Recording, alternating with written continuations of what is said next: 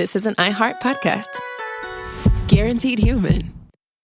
Support for the show comes from Public, the investing platform for those who take it seriously. On Public, you can build a multi-asset portfolio of stocks, bonds, options, crypto, and now generated assets, which allow you to turn any idea into an investable index with AI. It all starts with your prompt. From renewable energy companies with high free cash flow to semiconductor suppliers growing revenue over 20% year over year, you can literally type any prompt and put the AI to work. It screens thousands of stocks, builds a one-of-a-kind index, and lets you backtest it against the S&P 500. Then you can invest in a few clicks. Generated assets are like ETFs with infinite possibilities, completely customizable and based on your thesis, not someone else's. Go to public.com/podcast and earn an uncapped 1% bonus when you transfer your portfolio. That's public.com/podcast. Paid for by Public Investing. Brokerage services by Open to the Public Investing Inc. Member FINRA and SIPC. Advisory services by Public Advisors LLC, SEC registered advisor. Generated assets is an interactive analysis tool. Output is for informational purposes only and is not an investment recommendation or advice. Complete disclosures available at public.com/disclosures.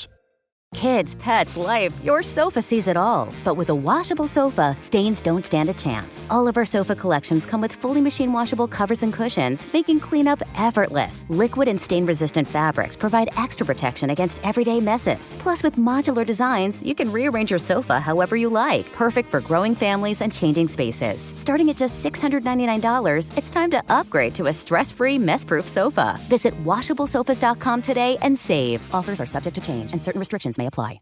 There's a difference between liking a house and actually getting it. Redfin is built to make up that difference and close the gap between finding and owning the home for you. Redfin agents close twice as many deals as other agents. So when you find a home you love, you're not a step behind when it comes to making an offer. That means less watching great homes disappear and more focus on the one you'll call home. Redfin helps turn saved listings into real addresses. Get started at redfin.com. Own the dream. Hey, this is U.S. Olympic gold medalist Tara Davis-Woodhull. And I'm U.S. Paralympic gold medalist Hunter Woodhull. As athletes, our lives are about having a clear path. And a team that you can absolutely trust. So when it came to getting the best mortgage, we chose PennyMac. PennyMac is proud to be the official mortgage provider of Team USA and you. Learn more at pennymac.com. PennyMac Loan Services, LLC, Equal Housing Lender, NMLS ID 35953. Licensed by the Department of Financial Protection and Innovation under the California Residential Mortgage Lending Act. Conditions and restrictions may apply. What's scamming my generations of naive Americans who think the answer to success is as simple as envisioning yourself with more money rather than based heavily in a combination of luck and the class you're born into? I'm Robert Evans. This is Behind the Bastards. That was one of our better intros, I'd say. Sara June is our guest today. How do you feel about that intro? I feel like that was simultaneously very, very broad and very, very specific. You've managed to cover everybody and see into our souls and our deepest fears. Yeah. I love our deepest fears. I love our deepest fears. Big fan. Well, I'm Robert Evans, and this is Behind the Bastards, the podcast where we tell you about the worst people in all of history. And, of course, the terrible historical person we're talking about today is Napoleon Hill. This is part 2 of our episode on old Nappy H. So, when we left off, Napoleon had finally come up with his first really great idea that didn't involve creating a fake school or fleeing from angry mobs after robbing them blind. I mean, those were very good ideas, but still not close to Think and Grow Rich. Yeah, and still not close to the success quest. Yeah. This is the law of success. So we're not at Think and Grow Rich yet. This is his first book. Right. Yeah. So he has this great idea for a book, and he's got a publisher who's interested in it, and he just needs to convince this guy that he's wealthy so that the dude will believe that he has actually spent 20 years interviewing the most successful people in history. This sounds like a great sitcom premise. It is a great sitcom premise. You could really make a fun movie. It sounds like a really fun episode of a sitcom. Oh, I gotta convince them I'm rich. You know, I feel like Steve Carell would knock Napoleon Hill out of the fucking park. Steve Carell knocks, let's be honest, everything out of the fucking park. But yes, he would. He would be really good at this. As a blustering con man. Yeah, totally. Yeah. I would watch that movie. And for young Steve Carell, we get, I don't know, one of the Jonas Brothers probably. Get those kids in the seats. How old do you think the Jonas Brothers are? What, 11? They're in their 20s now. The Jonas Brothers are adults now. I'm going to be honest, the last pop culture that I remember really, really clearly were like those cups with Space Jam stuff printed on them at McDonald's. Yeah. Yeah. Everything after that is just a blur. Well, okay, let's not bother Robert with what year it is. Let's move on. I feel like I don't want to break you out of this trance because you're like a sleepwalker and you might pee on me or something. People still like Space Jam, right? Absolutely, but not in the way you think. We've got this new thing called irony. Don't worry about it. So, Napoleon's got to convince this guy that he's rich so that he can sell his book idea. And once again, in order to do this, Napoleon leaned on the wealthy family of one of his wives. I think he's up to his third or fourth now. I kind of have trouble keeping track of them. There's a lot of wives at play in this story. Yeah, absolutely. A wife is really just another type of scam. Yeah, a wife is basically a debit card to Napoleon Hill. Yeah. Here's the secret to Napoleon's success. A wife is a scam. Yeah, a wife is a scam too. Everything's a scam if you look at it, right? So Napoleon borrows money from his wife's brother to rent a gigantic fancy hotel room in Philadelphia so that he can pretend to be a big-shot businessman rather than a guy who has spent most of the last decade literally robbing churches and elementary schools. And then running away from the police all across the United States. Yeah, all across the country. So I'm going to quote again from his biography, A Lifetime of Riches. He made a grand entrance, striding with starched purposefulness to the registration desk. He flashed a thick roll of cash as he put down the deposit on his room, then strutted to the elevator with the self-assurance of a Rockefeller. Ascending to his suite, he regally dispatched the bellboy to fetch him the tobacconist's most expensive cigars. He rejected the first offering of simply excellent cigars, then tipped the boy 4 times the going rate for his trouble. So all this is happening before Pelton even arrives to meet with Napoleon. Yeah, he's getting in character. He's getting in character, and he's establishing, his goal was to make an entrance and establish himself as a rich big shot before Pelton arrives, so that when the publisher shows up to talk with him, the hotel staff will treat him like he's a big shot. Right. That's the con, which is a pretty smart con. Yeah, he's laying the groundwork. And it apparently works. The hotel staff treats him like royalty. Pelton's impressed and assumes that he's actually a rich guy. So Pelton agrees to publish Law of Success, which will be not just one book, but a multi-volume epic. And he even pays Napoleon a healthy advance. Now, you might imagine that a man in Napoleon's situation, whose wife has been supporting the family for more than a year, and whose family had just loaned him the money that he needed to make his dreams possible, you might expect that guy to at least, pay his brother-in-law back? Yeah. Maybe. But no, Napoleon does not do that. He's not a pay people back sort of guy. He keeps all of the royalty money for himself. Paying people is not scam. Now, you might also have expected this guy who has had his wife and kids living with their family all this time. You might expect him to say, okay, well now we can all move into a place together since I just got this advance, and we can all live together as a family while I write this book. That doesn't happen either. That's not really one of the laws of success.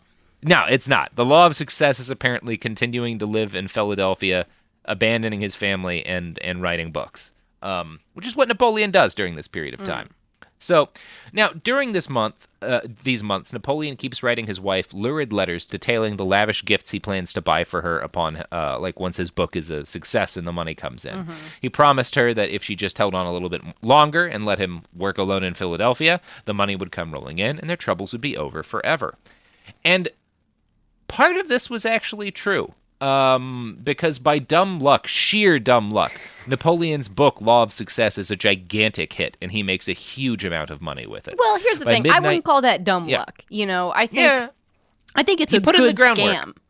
Yeah, he did put in the groundwork. You're right. He put in the groundwork. He wrote a whole book. He wrote something that first of all, he did something that was almost free for him to do, right? Which is write a book, right? He's got this advance. It's a very low-cost endeavor, writing a book. And so, he's just making profit, and he's selling something by telling people what they want to hear, which is you can get rich quick, and it's within your control. And he's also telling rich people you're rich because you're very good and smart. Yeah. So, yeah.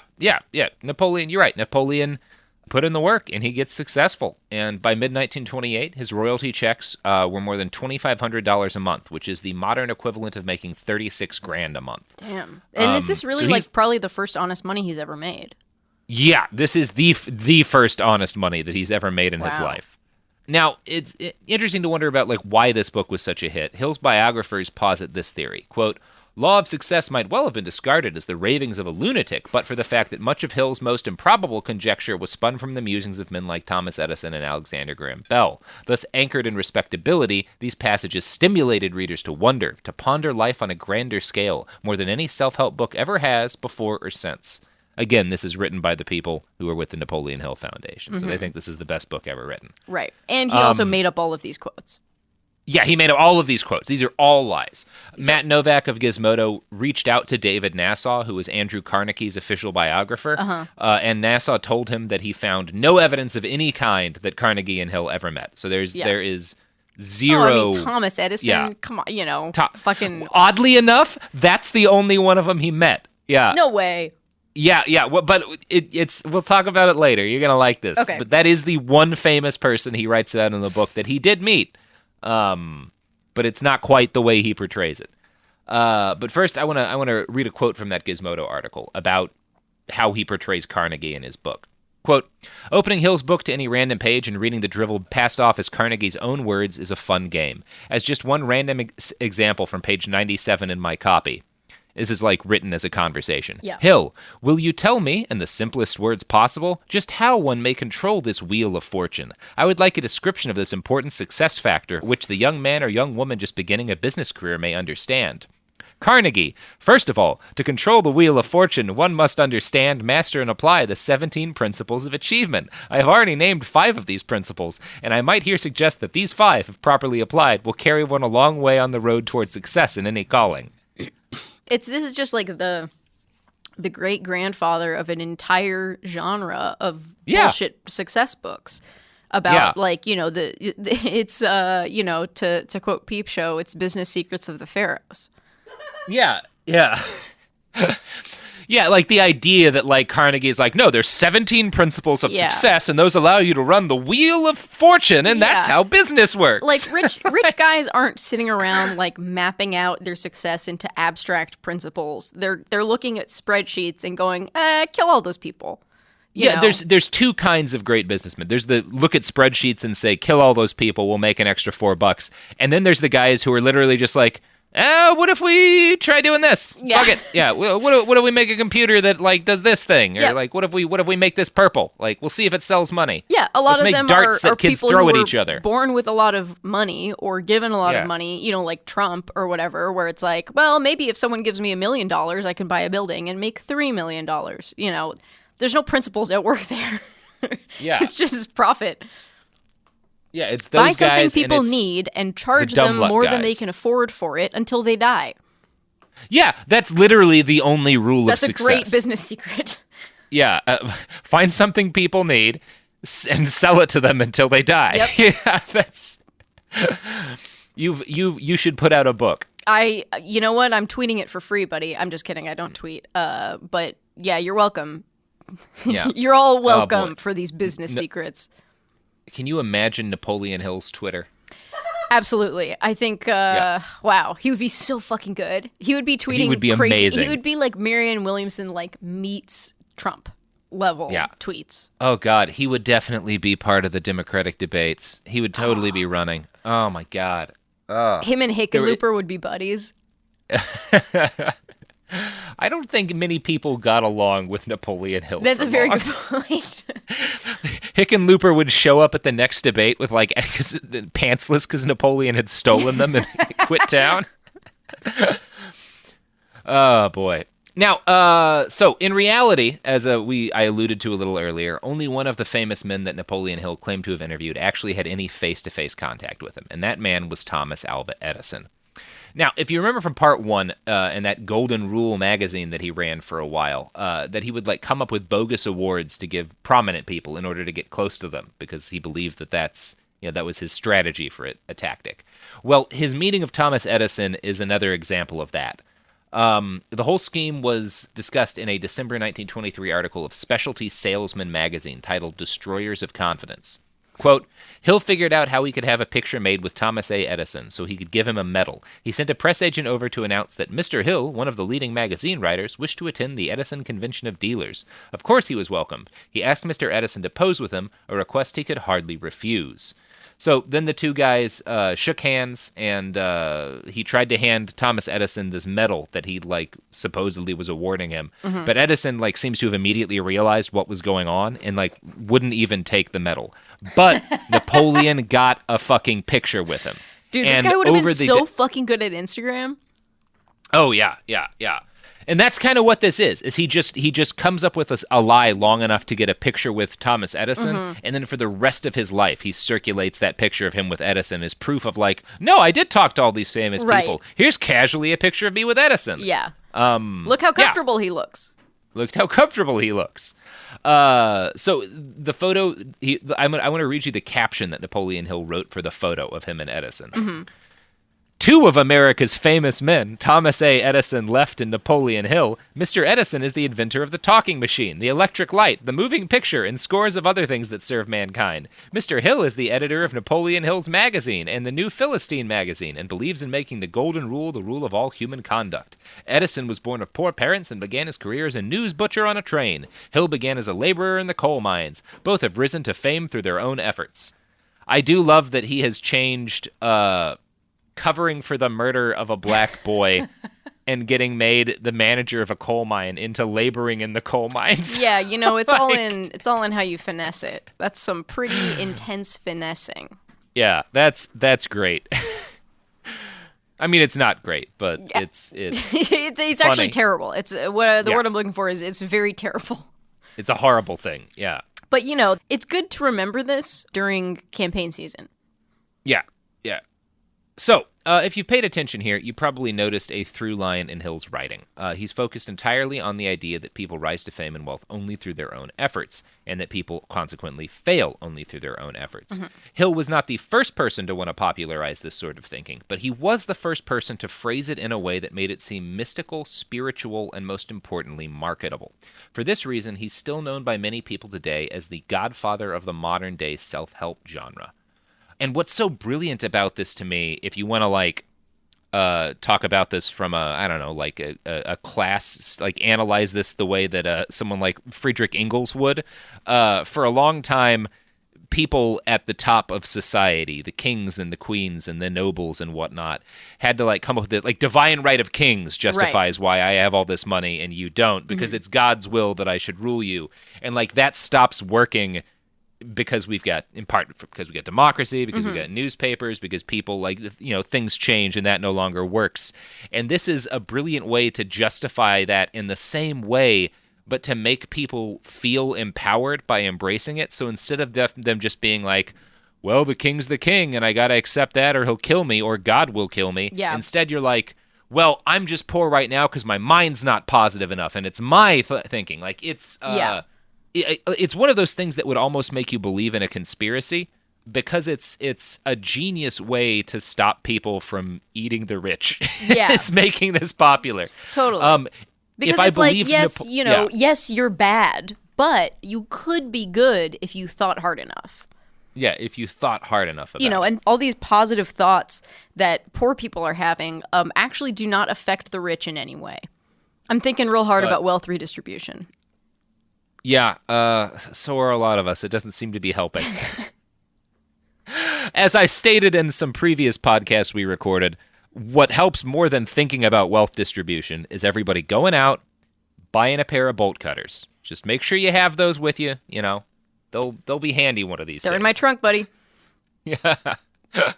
So, anyway, now Hill's book is a huge success. He's making fuckloads of money. And now that he's actually finally wealthy for the first time, he starts spending money like it caused cancer. He bought 2 Rolls Royces and a mansion on 600 acres, which he named Shagbark for reasons that are lost to history. This giant mansion was, of course, way out of his price range, so he conned some investors into buying into it with him with the idea that he was going to turn Shagbark into the world's first, what he called the world's first university-sized success school. So that's his first idea, and then over time, the success school morphs into a success colony. So now he plans to like make a utopian community where he's going to make human beings better. Okay, this guy can't even have a best-selling book without turning it into a scam. Like, this is scam on scam on scam at this point. Like, it's always be everything's scamming. got to be a scam with him. He's got some That's money how they finally, all work. but he's got to, he's got this pathological need to fucking scam people. Yeah, it's what they all do. It's why Donald Trump is like buying from his own properties in a basically illegal manner, like in order to make more money while he's president. Like the con of becoming the president, that's not enough. Like I've got to also use the presidency to enrich my businesses. It's like L. Ron Hubbard, like, well, you know what? No, it's not like L. Ron Hubbard because not everything is like L. Ron Hubbard, Robert. Yeah, you're right. You're right. He's unique and beautiful, and I just like thinking about him. I just like thinking about him. He's an iconic cult leader. Yeah. Okay, so and for a little while, just by the sheer success of his first book, it looked like he might actually start a success college or a success colony. And more importantly, for a very brief chunk of time, Napoleon Hill actually made good on the things he promised his wives, or one of his wives. For a few precious months, he and his wife Florence and their 3 children all occupied the same home. He actually got her the mansion that he promised her. Wow. So that's nice. Yeah, well... it only lasted a few months. Yeah. Because Napoleon... worth it. Yeah. Yeah, he almost immediately got sick of this and started leaving home to go on speaking tours, some of which were legitimate, but most of which were probably just him having sex with prostitutes. Mm-hmm. So... the cash started to roll in late 1928 and throughout 1929, but then the Great Depression hits, and it puts an end to Napoleon's money spigot.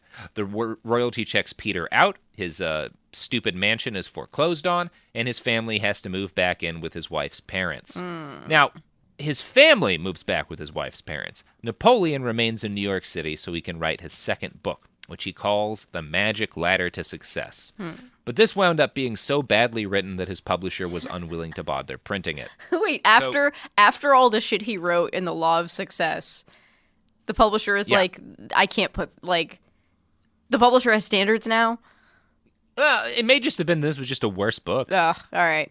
Yeah, I mean, I don't know. I never read The Magic Ladder to Success. Maybe he just lost his mojo. Yeah.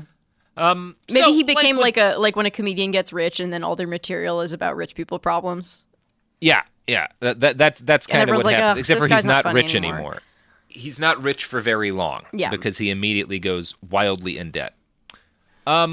So like with most of America, the Great Depression was a dark time for Napoleon. He spends most of it broke, engaged in one scam or another, and I can't detail all of that. You should have a feel for the man's style by now. Yeah. He keeps scamming throughout the Depression. Petty shit. In 1935, Florence finally filed for divorce. Napoleon didn't bother to contest it. Now, there are 2 different versions of Napoleon's life, reality and the version self-help aficionados who still love his work believe today. In that version of events, Napoleon Hill was still poor during the Great Depression, but he was also somehow hired by FDR to save the country from the Depression. And of course, Napoleon claims he refused to be paid for this work, and so everybody thought he was crazy for refusing to take money from the president for helping solve the Depression. But he totally solved the Depression. Matt Novak writes, quote, years later, he would claim that he was approached by the Roosevelt administration to help instill confidence in the American economy. As Hill's biographers note, his personal record of his relationship with Franklin Delano Roosevelt and FDR's administration was surprisingly scant, and their political views were polar opposites, with Hill being an arch-conservative. But somehow they made it work, and Hill's ideas were injected into FDR's New Deal program, supposedly imploring labor unions to be more cooperative with management at various companies. Again, this was all according to Napoleon Hill, an anti-union arch-conservative who claimed to have written some of FDR's speeches and even to coin the phrase, "We have nothing to fear but fear itself." What? This guy will not stop. No, he can't.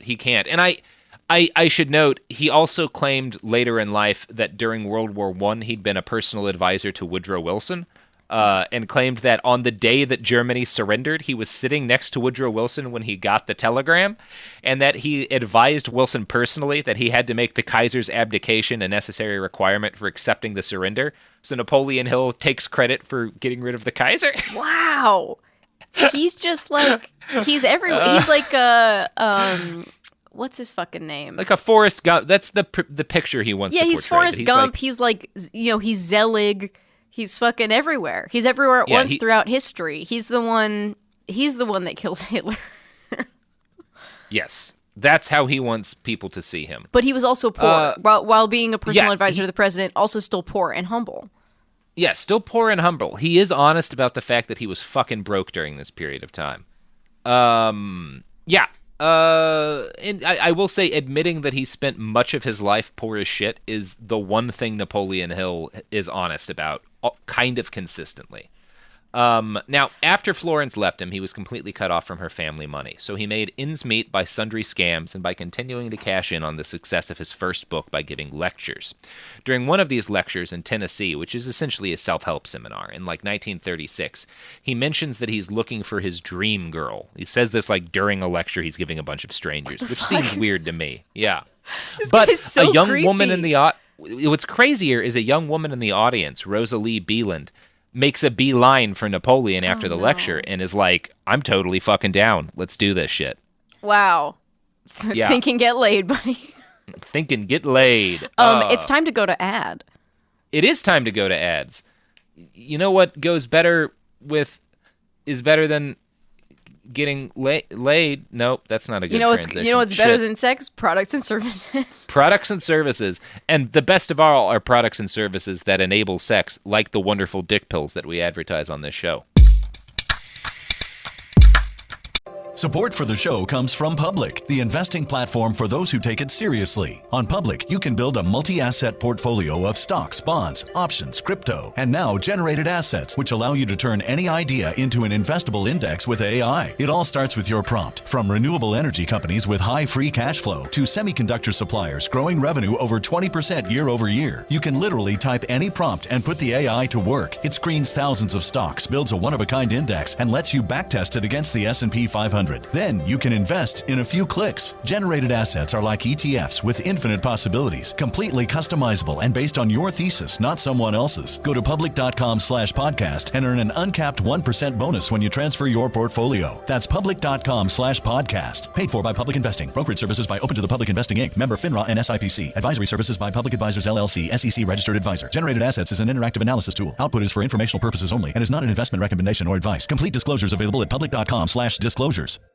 Kids, pets, life, your sofa sees it all. But with a washable sofa, stains don't stand a chance. All of our sofa collections come with fully machine washable covers and cushions, making cleanup effortless. Liquid and stain-resistant fabrics provide extra protection against everyday messes. Plus, with modular designs, you can rearrange your sofa however you like. Perfect for growing families and changing spaces. Starting at just $699, it's time to upgrade to a stress-free, mess-proof sofa. Visit washablesofas.com today and save. Offers are subject to change, and certain restrictions may apply. Hey, this is U.S. Olympic gold medalist Tara Davis Woodhull. And I'm U.S. Paralympic gold medalist Hunter Woodhull. As athletes, our lives are about having a clear path. And a team that you can absolutely trust. So when it came to getting the best mortgage, we chose PennyMac. PennyMac is proud to be the official mortgage provider of Team USA and you. Learn more at pennymac.com. PennyMac Loan Services, LLC, Equal Housing Lender, NMLS ID 35953. Licensed by the Department of Financial Protection and Innovation under the California Residential Mortgage Lending Act. Conditions and restrictions may apply. Let's talk about modern home shopping. It's sort of become a fun side hobby, right? Scrolling listings at night, dreaming about kitchens you've never seen, or backyards you haven't even stepped foot in, all from the comfort of pretty much anywhere.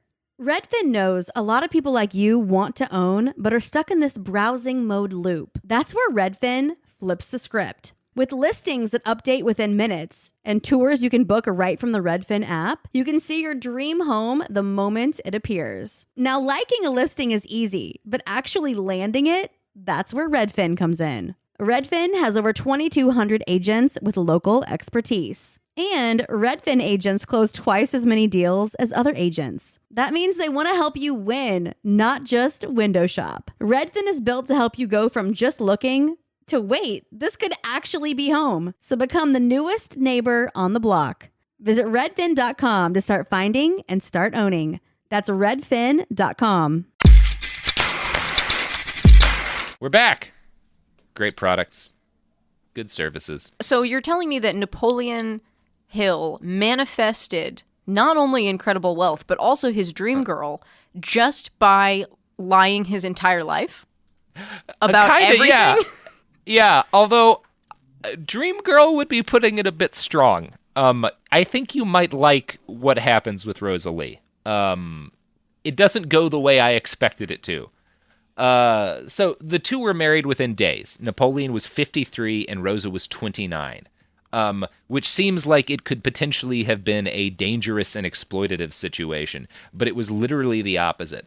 See, Rosa was just as much of a con man as Napoleon Hill. She wanted to make a fuckload of money selling nonsense self-help advice, and she knew Napoleon was her vehicle to doing that. Yeah. So immediately after their wedding, they sit down to write a new book, Think and Grow Rich. The couple moves in with Napoleon's son Blair and his wife in their tiny New York apartment so they can stay off the street while they work on this book because neither has any money. Now, Napoleon's son Blair was literally the last person he had to lean on. None of his other children would even talk to him, as he had habitually burned every single bridge that he came across in life.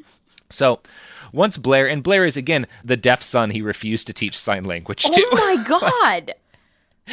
Yeah. That son takes pity on his terrible dad and is like, yes, that son you takes and your pity on his wife dad. can live with me while you write another book of awful bullshit.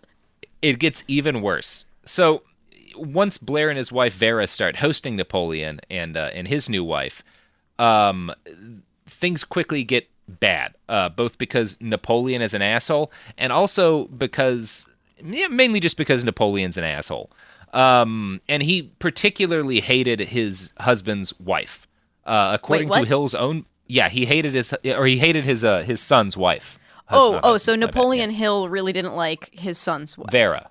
Yeah, he hates Vera. Okay. According to his own biography, quote, she bore the full brunt of Napoleon's ability to unashamedly heckle and hound people he didn't like. Vera endured several months of Nap's nastiest bullying and sniping, then finally left Blair and moved back to West Virginia. Blair soon returned to West Virginia, too, after loaning his father enough money to subsist for several more months. Blair and Vera tried to rebuild their marriage, but several years later were divorced. Although Blair went on to become an eminently successful businessman and a beloved community leader, he never remarried. So Napoleon gets taken in by his son, kicks them out of their own apartment, and ruins their marriage. Wow. And gets hundreds of dollars from him. Yeah. This guy, just doesn't give a shit about anything or anybody. No, he is a total piece of shit. Wow. Now, Napoleon and his wife, while living at the apartment they stole from his son, finished their new book. And Rosa was an integral part of the entire process because Napoleon was a terrible writer and she was apparently a pretty good editor. So she manages to edit his ramblings into something other human beings would enjoy reading. The book had to be rewritten 3 times, but eventually the couple got it right, and they succeeded in convincing Hill's old publisher Pelton to give him a second try. Think and Grow Rich is one of those books that is hard to oversell the success of, and overemphasize its impact on society. By some counts, it sold as many as 20 million copies. Now, that number's probably a big exaggeration, but 10 million might not be. It was a hugely successful book.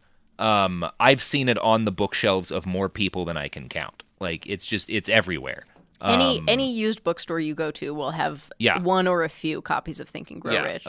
It's fucking everywhere, and it's still very, very common and very popular. And a lot of that's to do with the fact that I've never read it, but I think people say it's a well-written self-help book, which I think is probably mostly due to Rosalie. Yeah. Now, Think and Grow Rich was essentially just a refining and rehashing of the best parts of Napoleon's first book, Law of Success. I found a 2015 write-up of the book on Business Insider. It was titled, 78 Years Ago, a Journalist Studied 500 Rich Men and Boiled Down Their Success into 13 Steps. Now, calling Mr. Hill a journalist stretches the definition of that word maybe more than it's ever been stretched. Yeah. I can't think of anyone who is less of a journalist than Napoleon Hill. He even when he was writing for a newspaper, he was mostly full of shit. And then he didn't write for newspapers anymore. So he didn't even call himself a journalist. No, he's closer to being a lumber salesman. Yeah, he called himself a businessman. Yeah. So, the Business Insider write-up confusingly summarizes Hill's work this way. Quote, Think and Grow Rich shares what he calls the money-making secrets in 13 principles. There's no mention of money, wealth, finances, or stocks within Hill's text. He takes a different approach, focusing on breaking down the psychological barriers that prevent many of us from attaining our own fortunes. These money-making secrets include such bold and mind-blowing strategies as desire riches instead of wishing for them. Napoleon wrote, quote, Wishing will not bring riches, but desiring riches with a state of mind that becomes an obsession, then planning definite ways and means to acquire riches, and backing those plans with persistence, which does recognize failure. That was different steps. First you had desiring, and then you had making a plan and taking action. Yeah. Those are different things. Yeah. Well, he says, yeah, like the idea that he's saying desire riches instead of wishing for them is nonsense, because his description of desiring riches is like the same. Like, there's no difference between desiring something and wishing for it. Yeah. Like it's just nonsense. And it's like you could say that it's good advice to say like, yeah, if you want to be successful, be obsessed with the thing you want to do, plan ways to like make it happen, back those plans with persistence, don't accept failure. But like, again, that's not a guide. That's obvious. It's like me selling myself as a marathon coach by saying, so you just run for 26.2 miles and don't stop. And don't stop for any reason, don't stop. Just keep going and you'll finish the marathon. And you know what? Like, if you fall and you can't run anymore, that's not my fault. It'd be more like saying, if you fall and can't run anymore, I suggest getting up and continuing to run. Here's the thing. You have to desire finishing the race, and then you have to do it. It's like, that's how you achieve success. It's very easy. You think about it and then you do it. I mean, I don't know how I can make this any easier for you guys. Yeah. The secret to success is being planning successful, a way to succeed and then doing it. Yep. Yeah. He's not just saying be successful. He's saying make a plan to be successful. But that's still not useful information. Yeah. So another thing that's included in his book, or another one of the steps included in his book, is faith. He notes, riches begin in the form of thought. The amount is limited only by the person in whose mind the thought is put into action. Faith removes limitations. Yeah.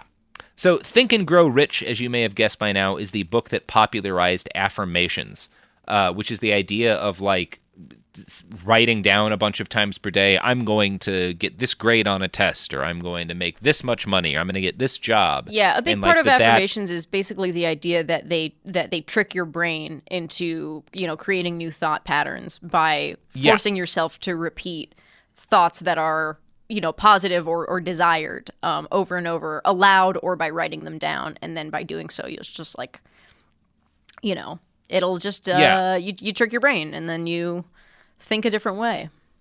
And Hill didn't call them affirmations. He called it the principle of auto-suggestion, but it's the same thing. Like, the idea is the same. And usually, affirmations now are generally, it's generally considered important that they be in the form of a statement rather than a predictive future statement, like an I am rich versus like I will be rich, This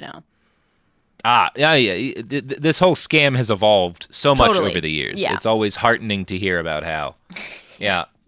So, Think and Grow Rich, like I said, sold like hotcakes. And as someone who has never been drawn to self-help books, I can't really explain why, but people loved it and they still love it.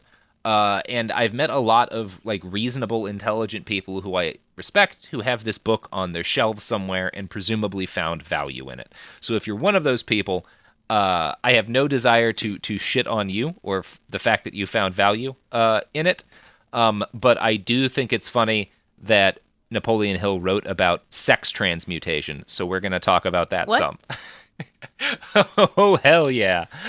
From Think and Grow Rich, quote, the desire for sexual expression is by far the strongest and most impelling of all the human emotions. For this very reason, this desire, when harnessed and transmuted into action other than that of physical expression, may raise one to the status of a genius. Uh-oh. Okay, he's a no-fap guy. Yeah, he's a no-fap. You pulled it. You got it. I Yeah. didn't. Okay. So I actually, so no-fap is like a community on Reddit of people who don't masturbate, and there are other places too. Like the Proud Boys have a no masturbation rule. It's like a thing some groups of people have. This idea that like if you don't masturbate, you can transmute your sexual energy that you would lose if you came into whatever. Yeah, it's also like why I think monks aren't allowed to jerk off because you have to, all of the energy in your body has to be channeled towards the greater purpose, whether that is being a Nazi or loving God or whatever. Yeah. And I have to note that with literally about a fucking second worth of Googling, I found a Reddit thread in the NoFap subreddit titled, "What Napoleon Hill thought of NoFap in 1938?" Wow. Now, I'm just going to read you one of the exchanges from that thread, okay? Oh, okay, fine. So it starts with a guy named... with the username Rocky Mountain Oysters, which are testicles. Mm-hmm. Yeah. Quoting Napoleon Hill. So here's the Napoleon Hill quote.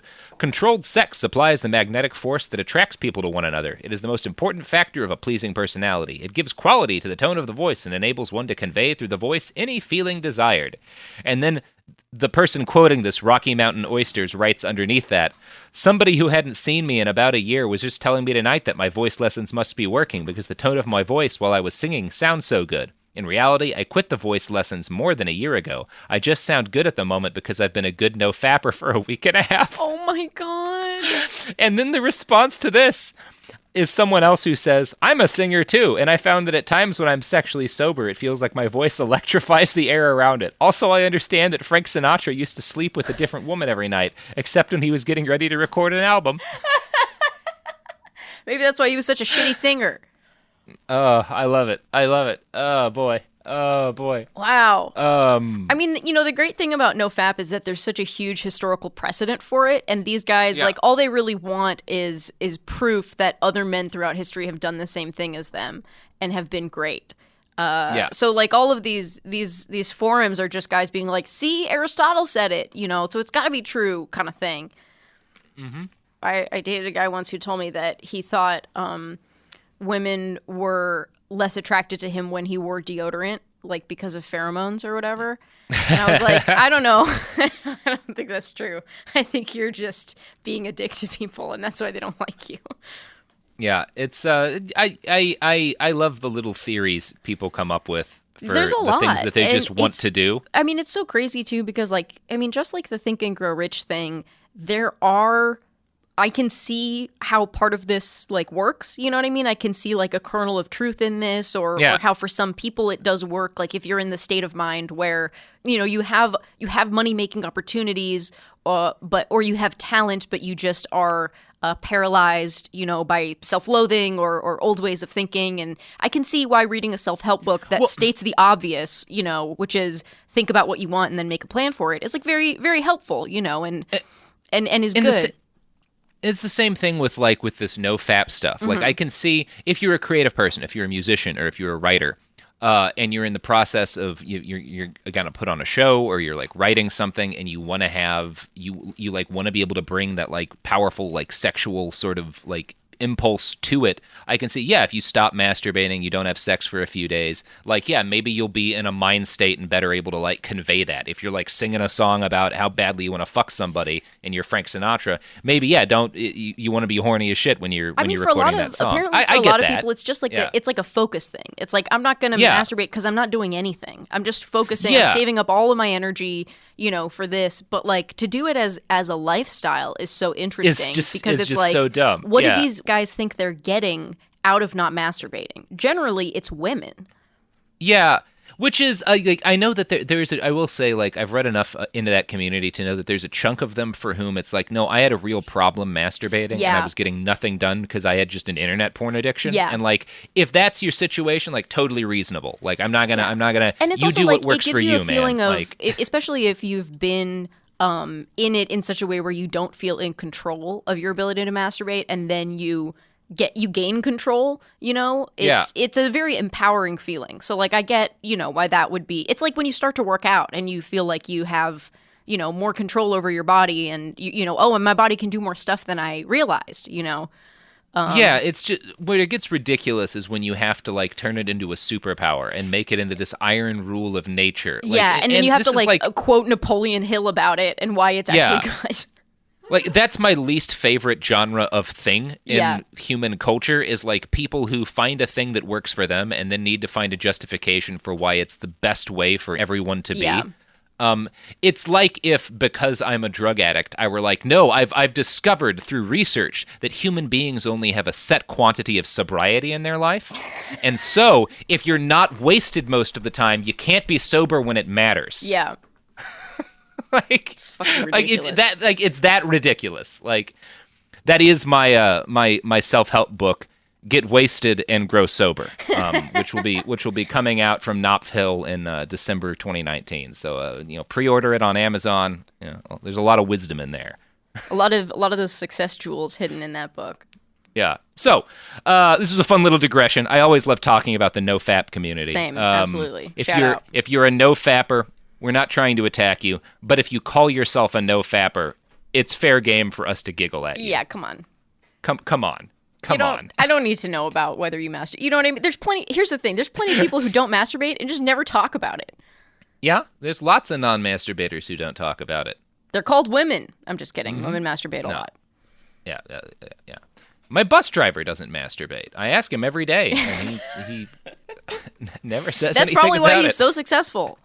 I don't even ride a bus, but this guy's near my house. I wait at the bus stop. I wait for the doors to open. I say, do you masturbate? He says, no, go away. Did you come today? The doors, and I'm satisfied. Yeah. Oh, boy. Okay, so Think and Grow Rich was a huge hit, and Napoleon and his new wife, Rosa Lee, both grew rich. And in true Napoleon Hill fashion, they immediately spent all of their money as quickly as it came in. Substantially faster than it came in fact. They were so busy buying cars and a mansion and other nonsense that they forgot to pay back Napoleon's son Blair for the $300 he'd loaned them that had made it possible for them to survive while writing their self-help book. Classic Napoleon Hill. Mm-hmm. I love that he writes a book about how people who are successful do it completely on their own due to their own minds and totally deserve everything they make, and then fails to repay his son the $300 that allowed him to not live on the street while he was writing the book that made him rich. And the crazy thing is he really believes all this. Like I'm sure apparently he does. He was like an arch conservative, and he was like, you can only achieve success through individual effort, when the entire circumstances of his life are he's dependent on other people to fall for his lies so he can scam them out of money, and then he just leans on various family members and non-family members, his wife's family members, until they get sick of him. Yeah. And I cannot think of anybody more supported by a community of people than this guy. He's incredibly supported. Literally no individual achievement at all in his life. He's never made anything that anyone wanted except for this book. And he's like, here's the thing. I did bootstraps.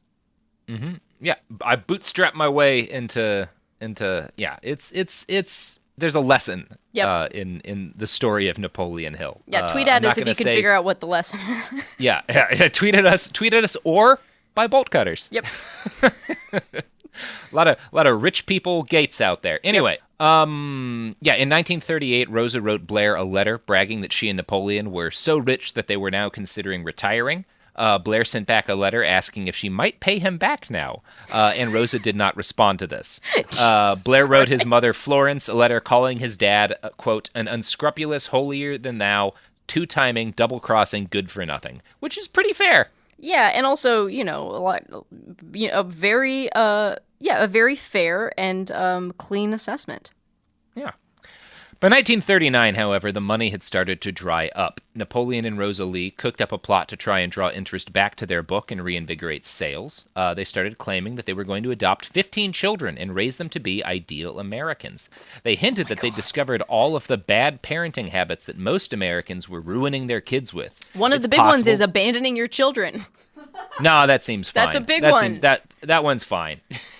In Napoleon Hill's case, that's actually the most responsible parenting habit, is to abandon your children immediately. Like adopting 15 children is maybe one of the worst ideas he's ever had. Yeah, it's a terrible idea, and it never happened, thankfully. Thank God. It seems it was either just a scam to get attention, or it was supposed to be they were like maybe working on another book. Like it seems like they might have been trying to put together a childcare book. But either way, the scheme didn't happen because their marriage started to crumble shortly thereafter. And we'll talk about the sex cult that tried to raise an immortal baby that got sort of related to Napoleon Hill. But first, products! Services! Support for the show comes from Public, the investing platform for those who take it seriously. On Public, you can build a multi-asset portfolio of stocks, bonds, options, crypto, and now generated assets, which allow you to turn any idea into an investable index with AI. It all starts with your prompt. From renewable energy companies with high free cash flow to semiconductor suppliers growing revenue over 20% year over year, you can literally type any prompt and put the AI to work. It screens thousands of stocks, builds a one-of-a-kind index, and lets you backtest it against the S&P 500. Then you can invest in a few clicks. Generated assets are like ETFs with infinite possibilities, completely customizable and based on your thesis, not someone else's. Go to public.com/podcast and earn an uncapped 1% bonus when you transfer your portfolio. That's public.com/podcast. Paid for by Public Investing. Brokerage services by Open to the Public Investing Inc. Member FINRA and SIPC. Advisory services by Public Advisors LLC, SEC registered advisor. Generated assets is an interactive analysis tool. Output is for informational purposes only and is not an investment recommendation or advice. Complete disclosures available at public.com/disclosures. Tired of spills and stains on your sofa? Wash away your worries with Anabay. Anabay is the only machine washable sofa inside and out, where designer quality meets budget-friendly prices. That's right, sofas start at just $699. Enjoy a no-risk experience with pet-friendly, stain-resistant, and changeable slip covers made with performance fabric. Experience cloud-like comfort with high-resilience foam that's hypoallergenic and never needs fluffing. The sturdy steel frame ensures longevity, and the modular pieces can be rearranged anytime. Shop WashableSofas.com for up to 60% off site-wide, backed by a 30-day satisfaction guarantee. If you're not absolutely in love, send it back for a full refund. No return shipping or restocking fees. Every penny back. Upgrade now at WashableSofas.com. Offers are subject to change, and certain restrictions may apply. Hey, this is U.S. Olympic gold medalist Tara Davis Woodhull. And I'm U.S. Paralympic gold medalist Hunter Woodhull. As athletes, our lives are about having a clear path. And a team that you can absolutely trust. So when it came to getting the best mortgage, we chose PennyMac. PennyMac is proud to be the official mortgage provider of Team USA and you. Learn more at pennymac.com. PennyMac Loan Services, LLC, Equal Housing Lender, NMLS ID 35953. Licensed by the Department of Financial Protection and Innovation under the California Residential Mortgage Lending Act. Conditions and restrictions may apply. Let's talk about modern home shopping. It's sort of become a fun side hobby, right? Scrolling listings at night, dreaming about kitchens you've never seen, or backyards you haven't even stepped foot in, all from the comfort of pretty much anywhere. Redfin knows a lot of people like you want to own, but are stuck in this browsing mode loop. That's where Redfin flips the script. With listings that update within minutes and tours you can book right from the Redfin app, you can see your dream home the moment it appears. Now, liking a listing is easy, but actually landing it, that's where Redfin comes in. Redfin has over 2,200 agents with local expertise. And Redfin agents close twice as many deals as other agents. That means they want to help you win, not just window shop. Redfin is built to help you go from just looking to wait, this could actually be home. So become the newest neighbor on the block. Visit redfin.com to start finding and start owning. That's redfin.com. We're back. Wow. So, I got to know more. Yeah, this is the story that people reached out to me with, wanting to know about when they suggested Napoleon Hill is a bastard, is this immortal baby cult that he got involved with. And I hate to say it, shit. It's not really that interesting a story. Oh. Everything else about Napoleon's life is way more interesting. But there's a neat story, but it's not a very long one. The Cliff's Notes is this. There was a weird cult called the Royal Fraternity of Master Metaphysicians, led by a guy named James Bernard Schaefer. Sorry, Master Metaphysicians? Yeah, metaphysicians. Yeah. Okay. You'll understand why in a second. Mm-hmm. They were led by a guy named James Bernard Schaefer and were a part of the New Thought movement. Most of their teachings revolved around thinking things into reality. So they were kind of in that original strain of the New Thought movement where you could think yourself into better health. Mm-hmm. And they had around 10,000 members at their height. And in 1939, they were able to buy a gigantic mansion in Long Island. Now, the cult fell in love with Think and Grow Rich and quickly adopted it as one of their primary religious texts. And then, in 1939, the cult decided to adopt a baby and make it immortal. they sort of adopted and sort of bribed the mother of a baby named Jean Gaunt. According to a write-up from hoaxes.org, quote, Baby Jean was given a private nursery where, in addition to a nurse who attended her 24 hours a day, she was constantly watched over by Schaefer's followers. The plan was to make her immortal by never allowing her to hear mention of death or disease, nor would she be exposed to any bad or destructive thoughts. No unkind words would ever be spoken in her presence. She would eat an all-vegetarian eternity diet. As she grew older, she would learn about tobacco, coffee, tea, mustard, vinegar, and spices, but she would never consume any of them. Mustard? Yeah, mustard. Wait a second. It's right up there. Okay, mustard and tea in the same level with tobacco and alcohol. Wow. Did Mormons eat mustard, right? Yes, I think Mormons are fine with mustard. What is this anti-mustard many sentiment? A sandwich prepared to me this... by Mormons. Wow. Yeah. The Royal Society of fucking mustard haters. Yeah, fucking mustard haters. It's also so cruel that you're going to, like, raise this baby and you're going to tell her about alcohol and tobacco and coffee, but you can never have these things. Yeah, I mean, if you're presumably raising her in this as you weird smoke a isolation cigarette chamber, you might as well just never tell her about them. Yeah, you're never going to tell her about death, but you will tell her about alcohol, but say she can't take it because why? I feel like there's holes in the plan. Can you imagine growing up and no one ever talking about death? Yeah, thankfully she did not. Because none of this worked out. The cult I can't believe almost this immediately brilliantly gave up the thought out baby. plan didn't go anywhere. Yeah. Well, the baby's mother sued the cult for essentially abducting their kid. Right. And Napoleon doesn't really interact with this story much. As far as I can tell, his main crosses with this is both that the cult used his book as like a religious text, and they made him Baby Jean's godfather. Oh. But I'm not aware of him ever actually meeting Baby Jean or even having much to do with the cult. Once again, he had for some the better. involvement with them, but he was not really. I don't think he was a big part of this. They did pose the baby with a picture of his book. Yeah, it seems like one of those things where he would have just like he would have totally him posing with Edison, baby posing with the book. It seems like he probably would have gotten on board with what the cult was doing if it had worked out at all and they'd attracted a lot of media attention. Yeah, and but it kept just didn't going really with go this anywhere. plan.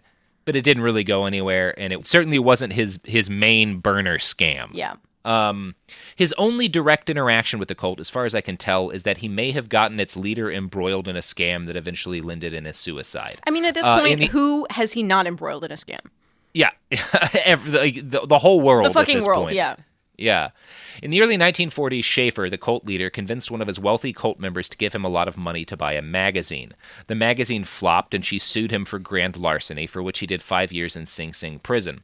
In his appeal in court to try to fight the sentence, he claimed, quote, Napoleon Hill came to me on or about the 1st of December, 1939, and told me that he had an opportunity to purchase a magazine called Psychology for about $5,000, and that we could each put up $2,500 and become partners. He told me that although the magazine was then in very bad condition, it had once made $25,000 a year, and he thought that could be built up again. I was interested, but told him I hadn't the money. I decided, however, to try and borrow $2,500 to go into the venture, and with that in view, approached Mina Schmidt, the lady who sued him, for the loan. I quickly stated to her the purpose for which I wanted the money, which I had been told by Mr. Hill concerning the history of the magazine and what he thought of the future prospects, notwithstanding its poor financial condition at the time. So that was Schaefer's appeal. He claims that Napoleon came up with the scam that got him put in prison. Mm-hmm. But his appeal was rejected. He may have just been lying. Yeah. He did 5 years in prison, and then he and his wife shot themselves in their car several years after being released. Whoa. So it's hard for me to tell how direct Napoleon's role in any of this was, but just based on his personal history, I don't have any trouble believing that he used these people's trust in him to swindle them out of $2,500. Yeah, that sounds like something he definitely has done before, literally hundreds of times. Now, the good news is that Napoleon himself did finally meet a grifter who was more than his match. His fourth wife, Rosalie. In 1941, with money running out, she finally got tired of him. While he was away giving lectures, she sold off all of their property, including his beloved Rolls-Royce, and then ran off and served him with divorce papers. Her justification was that he'd cheated on her, which was probably true, but considering Rosalie also immediately married her divorce lawyer, it's equally likely that Napoleon just met a grifter who was faster on the draw than he was. She was his queen. She was the only one crazier than him. She got right the fuck out of there, sold off all their shit, and gone. And then she wrote self-help books, because now that she'd been attached to Napoleon Hill, she she didn't need him anymore. She could get self-help books Totally. published. She gave him the old Napoleon Hill treatment. She got in there, got a selfie, and left. Mm-hmm. She Napoleon Hill. I love it. Yeah, that's a happy ending for a scammer story. Yeah. Is like he marries this woman 20-something years younger than him, and you think he's going to take advantage of her, but then she just robs him blind. Well, here's the thing. First, she makes him rich. Like, she writes his best-selling, but she translates his bullshit ramblings into, like, one of the best-selling books of all time. And then she she's earned like, that fuck shit off. for damn sure. Yeah, absolutely.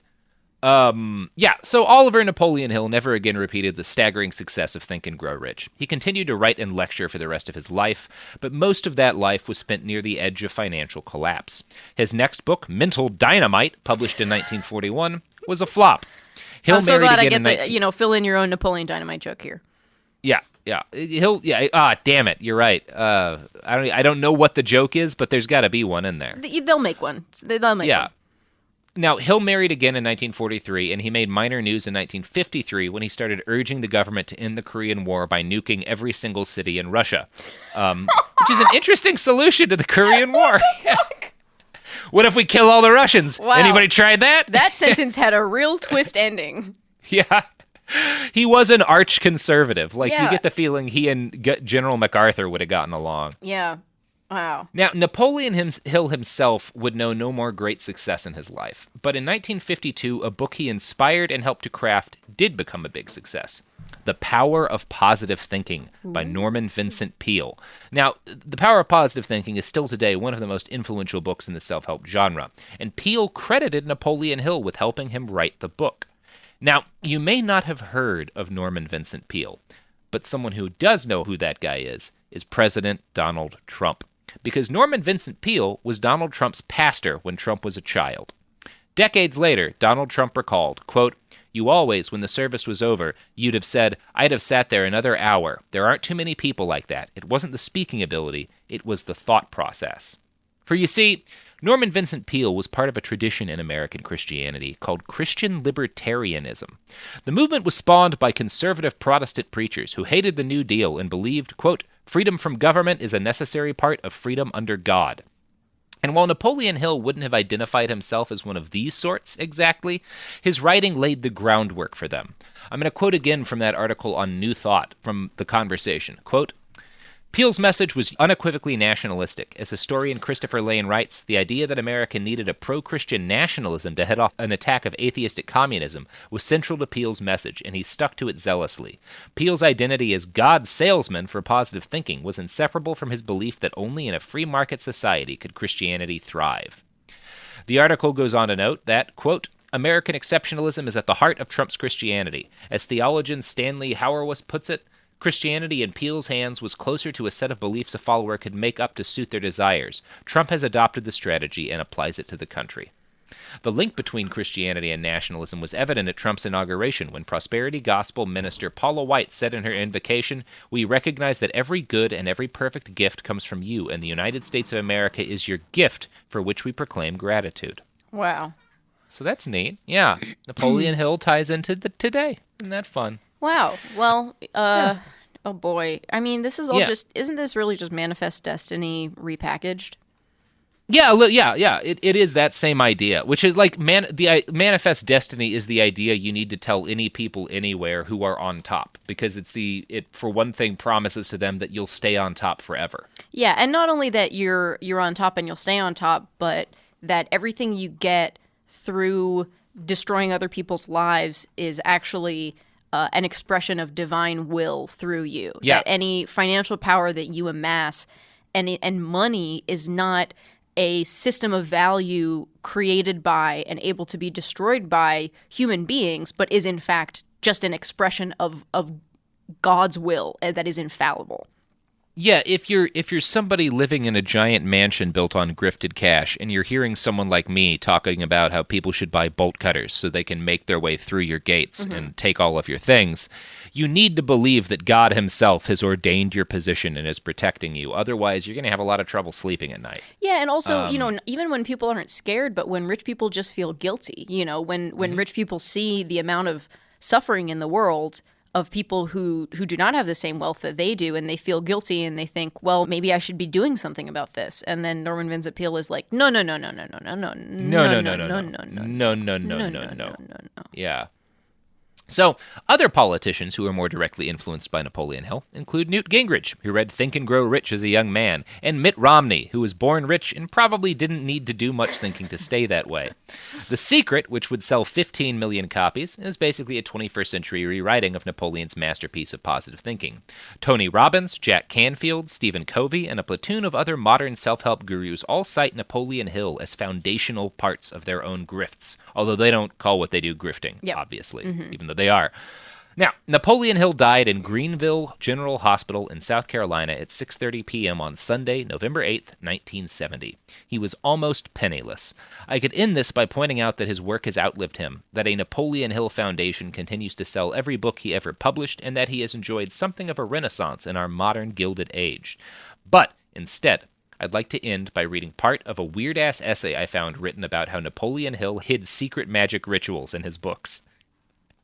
Okay, yeah. Go ahead. I found this on a website called butterflylanguage.com, which is apparently the blog of a woman named Valerie D'Orazio, she's a comic book and video game writer who's worked for DC, Marvel, and other big names, and she's also really into the occult. And she alleges that Norman Vincent Peale and Napoleon Hill were basically sneaking magic into like mainstream Christian thought. Yeah. Quote, both Hill and Peale discuss such heady stuff as thought energy, creative visualization, and flat-out mental telepathy, but they do it within a Judeo-Christian context that wouldn't freak out the mass audience at the time. Basically, they got that stuff in under the radar, and they do it in the most stripped-down, simple form possible. Some critics of Peale, and they are admittedly legion, accuse him of essentially practicing some sort of hypnosis voodoo on his readers by repeating the same stuff over and over. But it also works. It works. The Power of Positive Thinking is one of the most occult books I've ever read, specifically because it is presented as the exact opposite of such and thus seeps directly into your subconscious. She goes on to note, it should be no surprise that towards the end of his life, Napoleon Hill admitted that he was literally in touch with an extra-dimensional entity called the Master, through whom he pretty much channeled parts of his books. This is the author of Think and Grow Rich, folks, one of the most recommended business groups of all time. Wow. So that's fun. So he is a lot more like L. Ron Hubbard than we thought. There's like an alien that's telling him what to write in his books. Yeah, and she also notes that Norman Vincent Peale had a lot of weird magic stuff in his own book. Like, he talked about something called the other self and the presence that, like, is almost this, like, quasi-magical thing. Is it just, like, astral projection? Yeah, I really don't know. I thought about this, especially when there was that whole Trump-Jim Baker coin thing. Do you remember that when they were advertising on Fox News? It was like a couple months ago. They made a gold coin with Donald Trump, not quite in profile, because it turned out in profile he looked very bad, but sort of a downward diagonal profile, and then King Cyrus of Persia. In profile, and they were selling this for like $45. And what was crazy to me when I watched this clip was, I've seen coin commercials, but I'd never seen one where the pastor and the salesman is referring to it as a prayer coin. And what he says is, if you buy this prayer coin and you hold it while you pray for Donald Trump and you pray to bless America, all of our collective prayers will be transmitted. The coin itself is a fucking amulet. Oh my God!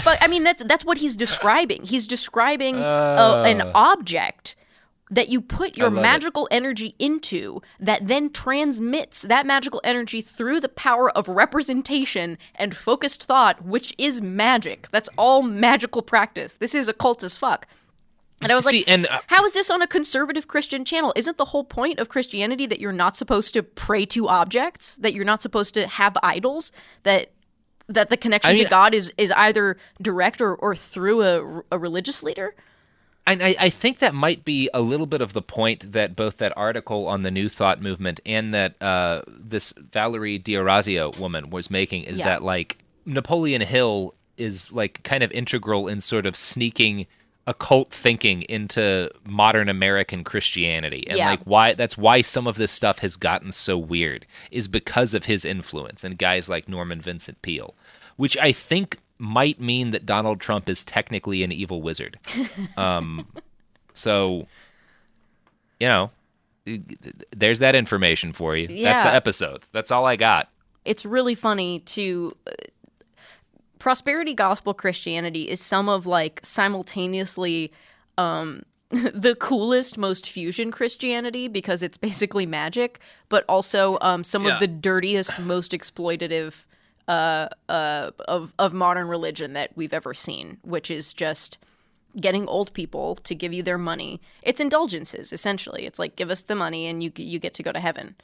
And we'll so put much in a less word cool. with God for you, but also you're putting in a word with God for yourself by giving money to this pastor who is already incredibly wealthy.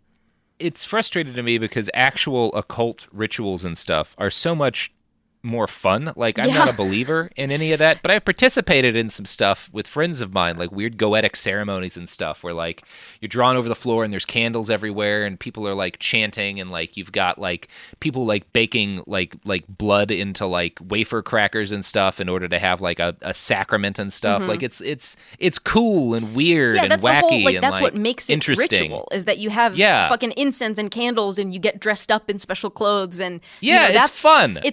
It's fun, and it's also on purpose. It's to put you in a spiritual mindset or whatever, you know? So it's like the power of positive thinking and Think and Grow Rich are just that kind of, like, focused thinking type behavior of, like, casting a spell or whatever, but without all the fun stuff. No robes, no candles, just an old scammer. Nobody's taking acid. Yeah, it's bullshit. If he had just included a paragraph that said, and if you take acid and fuck while doing all this, it works even better. No fucking. Yeah, we'd be in a very different place as a country, but we're not. Fucking Well, Napoleon Hill. this is all very good evidence for why no one should ever go to business school. Yeah, don't go to business school. Just visualize a path for success, and then you'll be rich. Yep. And You don't need jack to off learn- ever. That's don't that's jack actually off. The only secret. Think about being successful. Don't learn how, like, the stock market works, or, like, how to maintain payroll, or, like, Don't learn a skill. Don't learn a trade. Yeah, don't do anything. Don't that people learn a need. trade. Just promise Trades are them useless. a lot of stuff. Don't deliver. Get the money and tell them they can be whatever they want to be. Yeah, just a grift and abandon everyone in your life until you die penniless. That's the Napoleon Hill method. I do like that he's one of the only guys like this we talk about who actually ends up without any fucking money. Yeah. Because he was never good at any of this. He's a bad scammer. Yo, he's a bad persistent. scammer who got lucky. He's a bad scammer who wrote one successful book and then found a scammer who was better than him, who helped him write a second, more successful book. Yeah. And everything else he ever did was a rank failure. And he was so dumb that he burned through all of his money as soon as he made it. And, It's like, cool that's to Napoleon know Hill. that basically all of the most powerful people in business and politics all think of this guy as a hero. Yeah, it's amazing to think of, like, it's amazing to think that somebody steering the country thinks that the advice in Think and Grow Rich is good.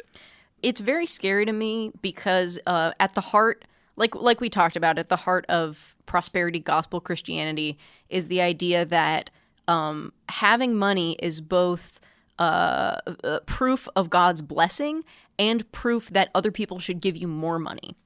You know, like those prosperity gospel pastors will say, you know, you need to give me money to prove that God is real or that you love God or whatever the fuck, to prove God. And then they will also point to their riches as a sign that God loves them the most. Yeah, God has blessed me. Yes, and God has if blessed. you give Well, no, me God money didn't really too, bless you with it. Like a lot of people gave a lot of very poor people gave you a bunch of money, you know, and they're like, well, God has blessed me. And then the poor people are like, you know, he does seem to be doing pretty good. Yeah, well, clearly God wants him to have money. Let's give him some money and make God happy. I mean, it's a way of engendering a slave mentality in you know, the working class that will then govern their whole lives, you know, and make people think that they're not worth anything on their own. That their labor is not valuable, that money is not tied to labor. I mean, to say something like what Marianne Williamson says, which is the labor theory of value is obsolete in the 21st century and we need to go to a vibrational theory of value or some crazy shit. It's okay, who decides how much vibration there is, you know? Where's the fucking FDI vibrations? That's part of what makes this all so fucking dangerous in my mind, is that like, it sounds harmless enough on its head, especially when we're in this world where we've got groups that are like literal Nazis marching in the streets and people saying really hateful things and talking about locking up kids. Someone being like, no, it's, the labor theory of value doesn't mean it. Like, it's all vibrations. And if we vibrate more positively, then that's going to, we need to raise the consciousness of the poor in order to, so they won't be poor anymore. It's like, no, people are poor because they fit into a capitalist system that requires the majority of people to be poor so that a very small percentage can be ultra rich. Yeah, and it's an excuse. I'm not going to say Marianne Wilson feels this way because I don't know her opinion on a social safety net. Right. But that logic is very easily can lead you to be like, well, no, you shouldn't. We shouldn't be giving services. We shouldn't be trying to provide homes for the homeless or food at the very least for them. We shouldn't be trying to we should be helping them raise their consciousness instead. Yeah. We should just give them copies of Napoleon Hill's book. Which, if you're a rich asshole who wants to stay that way and doesn't want anybody else to catch up, you could do a lot worse than just handing out free copies of Think and Grow Rich to the people around you, because it's a book that's designed, not even designed, because I think it was an accident, because I don't think Napoleon Hill was smart enough to plan anything like this, but it sure as hell works that way, which is amazing. Anyway, incredible. What an American. I think that's the episode. I think that's it. That's all we got. Shall I plug? Yeah, Sara June, you want to plug your pluggables before we roll out? I got all my pluggables at Hey Sara June, HeySaraJune. That's my website. That's my Venmo. That's my Instagram. You can follow me. I am making some shows for Means TV at Means_TV, an anti-capitalist entertainment cooperative. We're coming out with some shows in 2020, so follow them on Twitter and see some stuff we made already. And I'm Robert Evans. My self-help book, Drink and Grow Sober, will be out this December. So please check it out. It's critical information for all of you. You can find me on Twitter at IWriteOK. You can find this podcast on the internet, behindthebastards.com. You can find us on Instagram and Twitter at @bastardspod. You can buy a t-shirt, tpublic.com. And that's it. That's the fucking episode. I love about 40% of you.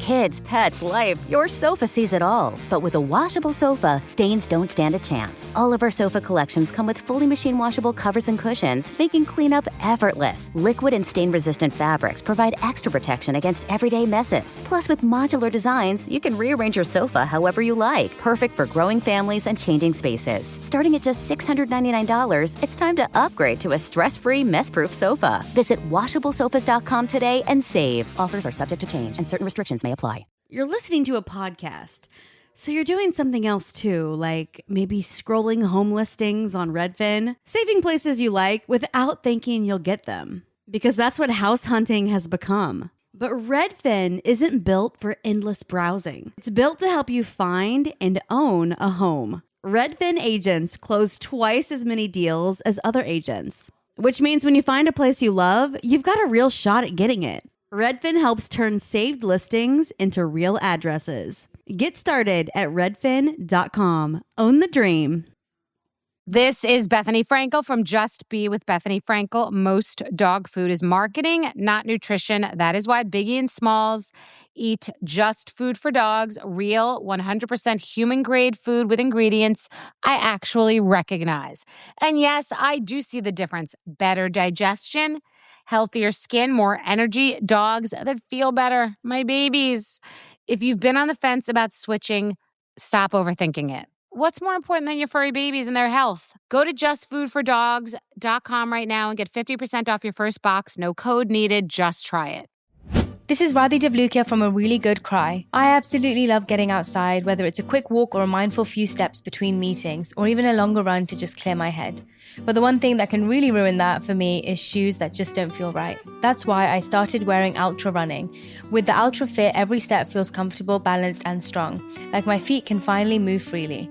What really stood out to me was the roomy toe box. My toes actually now have room to spread out, which makes movement feel more natural and comfortable. And when your feet aren't cramped, you feel more balanced, like every step has a strong, stable foundation. I've noticed that with extra space, my foot muscles get to work building strength, so I can actually move with more confidence. Ultra fits and moves with you no matter your pace or your goals. Beginner or marathon runner, they've really become my go-to for any kind of running or training, and I always feel like my feet can do exactly what they're meant to do. Feel the difference by visiting ultrarunning.com and use my code CRY10 for 10% off. That's ultra, A-L-T-R-A, running.com. Experience Ultra and stay out there. This is an iHeart podcast. Guaranteed human.